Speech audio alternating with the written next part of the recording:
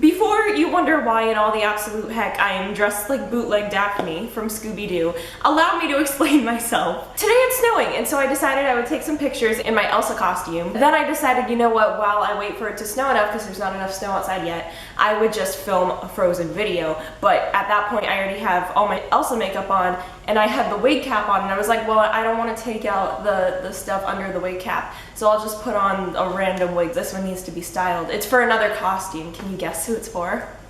It's for Giselle. Okay, back to business. Frozen is my favorite movie of all time. Like, unironically, it is my favorite movie. If I could only say one movie and the rest are all wiped from existence, I would pick Frozen. The reason why I'm making this is because I'm in this film class right now, and the professor asked us to introduce ourselves by saying what our favorite movies are. And no joke, I said Frozen. And I feel like people think I'm kidding, but I'm not kidding. I'm an equally huge Broadway fan. So when Frozen announced it was going to Broadway a few years ago, I was so excited. I was like, so excited, and I knew that I had to see it on Broadway. I was lucky enough to see both Frozen on Broadway with the original Broadway cast in February of 2019, and then I saw Frozen at the Hyperion in Disneyland in June of 2019. I was very fortunate to see both productions, so I'm gonna compare both of them because I haven't seen any videos of people comparing the two. At the moment, both productions are permanently closed because of the pandemic. As far as I know, both of these shows said they're like closed for good, they're not gonna reopen. So this kind of serves as a farewell to both of them. I just wanna put the disclaimer out here that this is just my opinion, and I'm not here to like say anything bad about particular theater individuals. Like, this is just my opinion, and I know how hard theater is as an industry. So I'm not here to like bag on people. I'm here wearing a wig. Like, let's start off with some statistics. Frozen on Broadway is roughly a 2.5 hour long, full-length Broadway musical. It's a high-budget Broadway production, and the seats cost approximately $100 each. The Hyperion production, on the other hand, is a 50-minute, one-act long stage musical adapted from the cruise ship musical with tickets that are free to anyone who's bought a Disneyland California Adventure Park ticket. Another thing I'd just like to add is that Frozen Broadway, like all Broadway shows, disallow the filming of the production, whereas the California Hyperion production, they let the audience film the show. And I think that's more a result of Disney realizing they can't control a whole auditorium full of theme park guests with cameras, so you know, that's just a little side note. So I'm gonna be comparing them and telling you which one I prefer or why, and you know, you're free to, in the comments, please let me know your opinion. I'd like to read what you guys have to say about this. So, I saw the Broadway production first. The show feels more like a concert production than a fully staged musical because the stage is bare for most of the show, in the sense that there's no like set pieces, especially in Elsa's Ice Palace. It's really just lights and the actors. It felt like the entire show was structured around Let It Go being the Act 1 finale, and everything kind of works around it. And what I mean by that is the events in the movie are rearranged so that they can fit this formula for Broadway. And I feel like in the movie we have Elsa runs away, and then we have Let It Go. On Broadway, it's Elsa runs away, and then we have Kristoff and Anna's mountain climbing scene, and that's a song, and then we have Olaf's introduction in Summer. And by the way, just a little note, in Let It Go, when Let It Go does happen, I don't remember her building the snowman, so Olaf is just kind of unexplained. The Hyperion production, on the other hand, as I mentioned, is condensed into one act. So the whole show is a very streamlined version of the movie. So Let It Go happens about 30 minutes into the show like it does in the movie. It feels more natural to the story as opposed to we're working up to Let It Go. I think that the Hyperion is better in terms of pacing. Let's analyze some specific scenes and compare. So the Ice Palace scene, you know, the scene where Elsa freezes Anna's heart, has undergone various iterations before the movie even came out to what it is today on stage before the show's closed. It's interesting to look back at these scenes' history and see how the songwriters, the Lopez's, worked through different versions of what the scene could be for Elsa and Anna. We're presented with 3 different scenarios and 3 different songs, and they're like drastically different from each other, and I think it's really interesting to look at them. The original song written for this scene, called Life's Too Short, was cut from the movie. It is by far the most aggressive. You can think whatever you want, 'cause I don't care. You're a fool who married a stranger. danger. It is not really reflective of the Anna and Elsa we come to know in what we see today. Life's Too Short was replaced by For the First Time and Forever Reprise, which is what we see in the movie, and it's also what's in the Hyperion production and what was in the initial Broadway production. Shortly after I saw Frozen on Broadway, Life's Too Short Reprise was replaced by a new song called I Can't Lose You. I can't lose you. I Can't Lose You is a jam and a half, and it's also the most compassionate of the three songs. In this one, we see both Anna and Elsa wanting to protect each other, and I have a suspicion that it's there to humanize Elsa to the audience. What's interesting to me, and what I think makes I Can't Lose You a poor choice for this scene in the show, is that the main point of this song is to serve as a plot device to motivate Elsa freezing Anna's heart. But with I Can't Lose You, the song comes and goes, and Elsa doesn't freeze Anna's heart. She doesn't freeze her heart during the song, before the song, even after the song. There's like a scene there, and then Elsa just freezes her heart during the scene.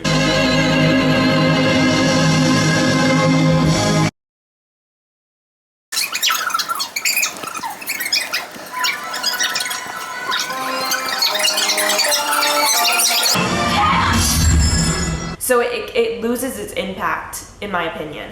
Again, this isn't to say I Can't Lose You is a bad song, or even that it doesn't belong in the Broadway production, because I think that it would be really cool if it was moved, pun intended, it'd be really cool if it was moved up to the Coronation Scene, where Anna's saying like, Please, I can't live like this anymore. even Anna's line that goes, Why are you so afraid of? feels like a musical cue line. Speaking of the Ice Palace scene, I'd like to take a look at what Broadway did with this scene versus what the Hyperion did with this scene. Broadway took a very minimalistic approach to what the scene visually looks like on stage, in that there's no set pieces, like there's no physical set things to interact with. Whereas at the Hyperion, there's lots of special effects and sets, and we have Elsa's Ice Palace staircase. I'd like you to compare these scenes side by side at approximately the same time in the show, where Elsa kicks Anna out of the palace after For the First Time and Forever Reprise. Anna!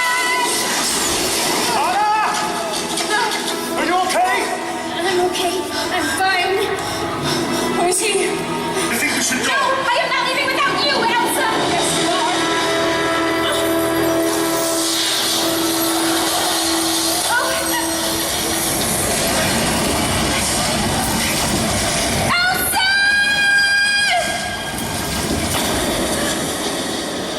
So maybe you can see here what I mean when I say I think the Hyperion's version is much more immersive, and it not just because of the sets or the special effects they utilized, but because of the height differences we see with those set pieces. We have Elsa on the stairs, we have Anna at the bottom of the stairs, and we have Sven and Olaf kind of tucked under, so that they're not like, they're in the scene and they can react to what's going on, but they're not like directly a part of the action, which I think is really cool. And the height differences with Elsa on the stairs and Anna kind of below the stairs emphasizes that the two sisters are not on a level playing field, literally or metaphorically. It shows how Elsa is physically looking down on not only Anna, but on Anna's new guy, Kristoff. On Broadway, we don't have that visual interest to deepen the story. The Coronation Scene is interestingly staged in both productions. The Broadway production is staged in a way that forces Anna and Elsa all the way down stage, and they're kind of blocked off by the ensemble so that it presents this heightened sense of tension,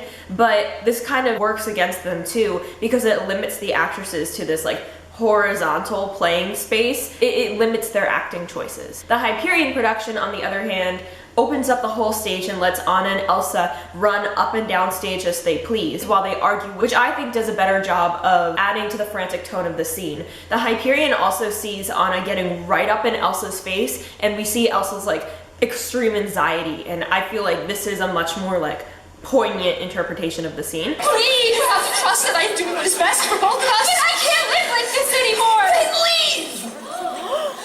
Please. Yes. Why would you... What did I ever do to you? Enough, Anna. No! Why? Why do you shut me out? Why do you shut the world out? What are you so afraid of? I said enough! Because we get to see Elsa's panicking, and we get to see like this is her worst case scenario, whereas Frozen on Broadway, Elsa maintains like a sense of composure the whole time. Oh, please! Please, I can't live like this anymore! Then leave. What did I ever do to you? Enough, Anna. Why? Why do you shut me out? Please, I can't do this here. No, why do you shut the world out? What are you so afraid of? Also, the cue line for this argument is Elsa's, The celebration is over. Close the gates. in the Hyperion production, the guests start to leave. But on Broadway, this cue means nothing, and the guests crowd Anna and Elsa, which you'd think is pretty rude if the queen just gave you orders and you, like, deliberately disobeyed them. So needless to say, I prefer the Hyperion's adaptation of that scene, too. Hi, it's editing me. I accidentally deleted some of the footage off my card, so we gotta do it this way. And that's Love's an Open Door. This time the Broadway version is more faithful to the movie in that Anna and Hans are dancing out in the garden alone at night, but the Hyperion version sees them dancing in the ballroom, and I like the Hyperion version better because, starting with the staging, these two scenes are very different adaptations of the scenes and characters. And I've watched numerous tapes of this scene from both productions, and all the actors more or less do the same choreography and staging. So it's not like these clips I'm going to show you are only reflections of these particular filmed actors. So what makes the Hyperion's adaptation, which is, albeit not faithful to the film, more successful in my opinion, is that we have the full ensemble to not only fill out the harmonies, but also to serve as witness to Hans's proposal, which I think is very important. And this way, the only person who doesn't know about the marriage is Elsa. The choreography of Hans and Anna in the Hyperion is also much more intimate and personal, while also maintaining the characters' personalities, especially Anna's, compared to Broadway, which feels gimmickier.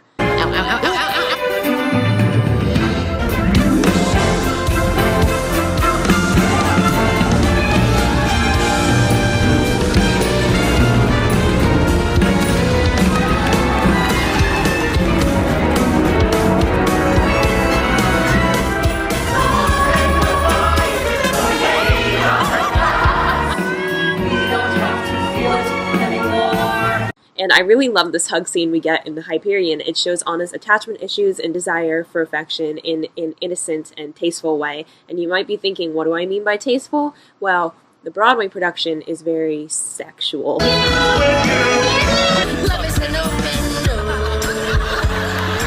So you know how in Act 2, Anna's motivated by the urgency to get Hans to kiss her, primarily to break the curse, but secondarily and subtextually to prove to Elsa and whoever else that their love is true love.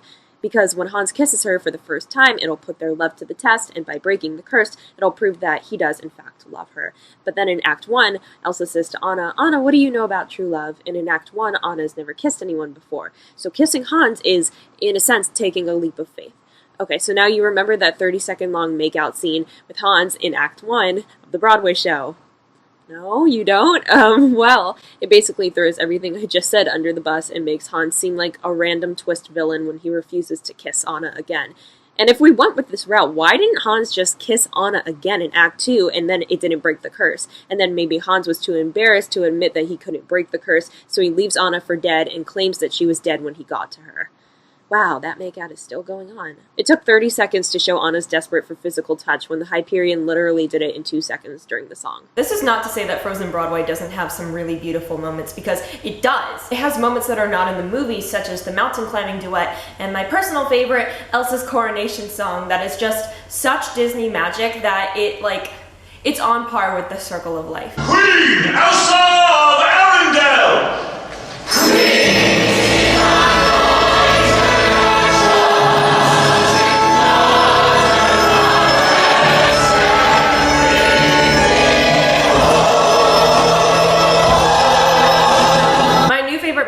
Broadway show, however, is Anna's solo in Act 2 called True Love, and it takes place after Hans leaves her for dead in the castle and she's all alone, and she reflects on her naivete and her misconstrued notion of what true love really means. And it's a really powerful moment because we get to see Anna finally realize what true love really is. I was looking for a fairy tale and dove head first into his.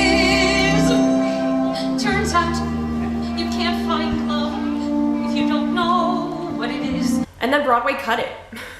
It's not there anymore. They got rid of it. Because the one thing that can see me now is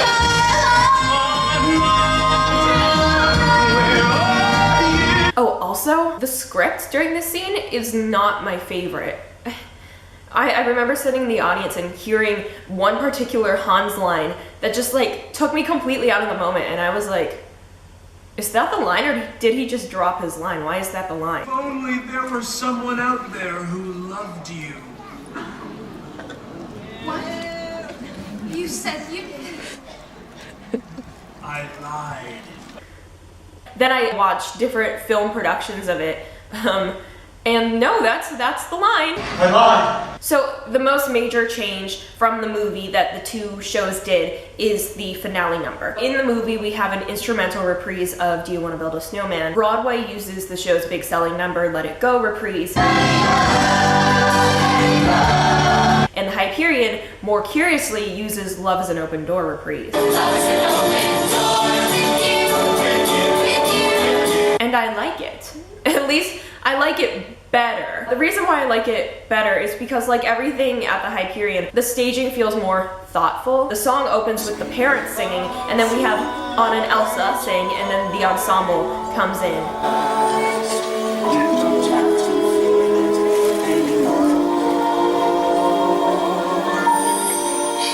Love is an open door. Love is an open door. However, I feel like neither of these songs were the best move for the musical, because it doesn't make sense for Elsa to be singing Love is an Open Door reprise, especially because the original version of the song has Hans singing it, and Hans just tried to kill her. And Let It Go reprise feels like it was shoehorned in so the audience could hear that big like money number one more time. This would not work either, and I'll tell you why in a moment. But I personally would have used When We Were Together from the holiday special as the finale. And the reason why I don't think it would work is because, unlike the rest of the score in Frozen, When We're Together and the rest of the holiday specials music are not written by the Lopez's. So if this song were to be put in, then they would have to share their writing credit and pay the other songwriters just for this one song. This is really just personal opinion, and I don't have any like type of clips or something to show you. Actually, I might. But Frozen at the Hyperion's costumes are very vibrant. They're very brightly colored. And whereas Frozen on Broadway, it's more like adult, mature looking. It's a little more historically accurate, but it's very pale. Like you can see Anna's dress comparison, her coronation dress, and then Elsa's dress comparison. And you can see one looks very costumey, one looks more like what these people might have worn if they were in history. And, you know, this is controversial, but I like the Hyperion costumes better. I really like those bright colors. I think they're so beautiful, especially Anna's coronation dress and Hans's wardrobe. It's really beautiful, and I like the beading that they do, because Anna's coronation dress on Broadway doesn't have any beading. It's embroidered, it looks like historically accurate. But on Broadway, Anna looks like a fairy tale, and I like that merge between historically accurate and fantasy fairy tale. Elsa's ice dress, I'm not really a huge fan of the Hyperion one. I mean, it's fine, but the Broadway one, it's like almost perfect. There's just, again, this is just my opinion. I feel like it needs a corset, because in the press photos, Elsa looks beautiful in the dress, and her waist is like defined, and it's like a bodycon dress. But then when you see it on stage, and when I saw the show in person, when Elsa does her ice magic, when she lifts her arms, we lose the bodycon silhouette. And so it looks like a sheath. And I just feel like that could have been avoided had we defined her waist in some way. If it was like even just like a seam, kind of like this isn't really a corset, it's sewn onto the dress. So if we had something like this, so that when she lifted her arms up, we still had the silhouette. At the Disney parks, Elsa has a corset, and I'm not even saying we have to go that extreme with it, although I do like how at the parks the corset, Elsa's corset, complements Anna's corset, because it's more or less the same pattern, and I like that parallel. So overall, what I think I gained from Broadway and ultimately the Hyperion experience is that I think this show works better as a one act. The story is thrilling in an hour, but it feels unnecessarily elongated and just like bloated when it's a 2-act musical. And I don't think I would have known this had I not seen Frozen on Broadway. Because Frozen on Broadway made me realize like there's just not enough. There's just not enough material, and I don't think there ever could be enough material to fill 2 hours. That's just my opinion. So I'm really putting the cart in front of the reindeer here. I feel like the options for the Frozen musical, if it were ever to be revived on Broadway, would be make it a 1-act musical, or make Act 2 Frozen 2. And now Frozen 2, we're kind of getting on a tangent here. Frozen 2 has something that Frozen 1 doesn't have, and Frozen 2, it's very dark. Which works perfect for Act 2, right? Let's just entertain for a second the idea of Frozen 2 being the Act 2 of Frozen the musical. So then Act 1 more or less is the Hyperion show. We need to cut more stuff out to accommodate some of the new Broadway jams because I really like the new music. So I would cut the troll characters completely. Fixer Upper, it's gone. No Frozen Heart either, but that's already been cut. So Let It Go then would happen about 30 minutes into the show, like it is in the movie and like it is at the Hyperion. I feel like 95%, or at least the overwhelming majority of the audience coming to see Frozen knows the story well enough to not wonder, is Hans the bad guy, or is will true love save the day? Like, I feel like everyone knows this story. I would imagine that they would want to fast track it without compromising the clarity of the plot, if that makes sense. So then instead of the trolls, I think maybe they could start the show off with Iduna's prologue scene from Frozen 2, the all is found kind of thing, and then while the two young girls are playing Enchanted Forest, Elsa freezes Anna's head by accident while they're playing, and it's in front of the parents, and then the parents are like, oh my gosh, do we have this like elixir or something, and they use the last of some magic Enchanted Forest potion to save Anna, and then the rest of the plot continues as Frozen 1 does. And then in Frozen 2, we see the Enchanted Forest plot line unfold. I imagine it to be kind of like Into the Woods in that regard. It's really like two separate stories split up between the two acts. In Act 1 of Into the Woods, it's the whole thing about everyone getting their wish, and then Act 2 is the giants. So, and then Show Yourself would be amazing on Broadway with Iduna and Elsa. Show yourself! We could have Lick Boy. I know his name is Bruni, but I call him Lick Boy. So yeah, that's my thoughts. Those are my thoughts on Frozen on Broadway, and I know a lot of people love this show, the Broadway show. Do you prefer the Broadway show to the Hyperion show? Again, take into account that the theme park show, the Hyperion, is adapted from the cruise ship, which itself was like a way to buy time for the dinner shift. And at the theme park, it's kind of, I think, a way to get people to not overcrowd the lines. I think. I have nothing to back this up. That's just my thought. And then the Broadway production, of course, had a huge budget. So try to take that into account. What do you think though? I really like the Hyperion production. I think it's really cool. I think it's really good. Broadway was not my jam. Again, this isn't an attack on anybody, any individuals. It's just my thoughts, just my opinions. Please let me know yours. All right, have a good day, guys. Bye! Do I kind of look like Wanda Maximoff? What's her line in the show? By the way, the Lopez's do the music for WandaVision too. We love the Lopez's. How do you know about Ultron? Who are you? You're not my neighbor. You're not my friend. I lied.